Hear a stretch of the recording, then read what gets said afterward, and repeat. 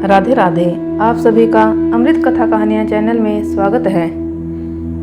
ऐसी मान्यता है कि श्राद्ध पक्ष में इस कहानी के बिना पढ़े या बिना सुने पितृपक्ष का पुण्य नहीं मिलता।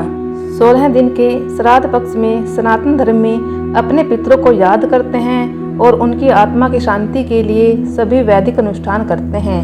लेकिन बहुत कम लोग जानते हैं कि 16 दिनों का पितृपक्ष दानवीर करण की एक भूल के कारण मनाया जाता है और करण के कारण ही पितृपक्ष मनाने की परंपरा शुरू हुई थी। पुराणों के मुताबिक पितृपक्ष में दान पुण्य का विशेष विधान होता है और इसका फल जीवात्मा को स्वर्गलोक में प्राप्त होता है। आइए आपको बताते हैं दानवीर करण से जुड़ी कथा के बारे में। दानवीर करण के बारे में सभी जानते हैं कि करण देवी कुंती के सबसे बड़े पुत्र हैं और सूर्य देव के पुत्र हैं और सूर्य देव ने अपना वादा पूरा करने के लिए अपनी सुरक्षा कवच भी दान कर दिया था। करण ने अपने पूरे जीवन में गरीबों और जरूरतमंदों को पैसा और सोना दान किया और उनके दर पर आने वाले किसी भी गरीब व्यक्ति को खाली हाथ नहीं जाने दिया।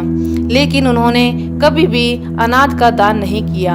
अपने अंतिम समय में जब करण मृत्यु लोक को छोड़कर स्वर्ग में गया तो उसे सोने और पैसे के अलावा कुछ नहीं दिया गया।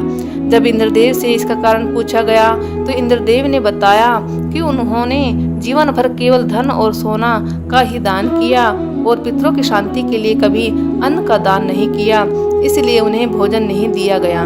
देवराज इंद्र की बात सुनकर सूर्यपुत्र करण ने देवराज से कहा, मुझे अनुदान के महत्व का पता नहीं था और अपनी गलती का एहसास होने पर अपनी गलती को सुधारने के लिए कुछ दिनों के लिए पृथ्वी पर जाने का अनुरोध किया। फिर उन्हें कुछ दिनों के लिए पृथ्वी पर भेजा गया। पृथ्वी पर आने के बाद करण ने अपने पूर्वजों को याद किया और उनकी आत्मा की शांति के लिए तर्पण किया और भूखे गरीबों को भोजन दान किया।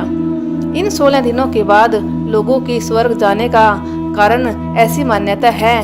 तभी से 16 दिनों का पितृपक्ष मनाने की परंपरा चली आ रही है और इस दिन लोग अपने पूर्वजों की याद में भोज का आयोजन करते हैं तथा अपने पूर्वजों की पसंद का भोजन किसी वेद पाठी पंडित को दान करना या किसी गरीब को दान करना अपना ही महत्व है।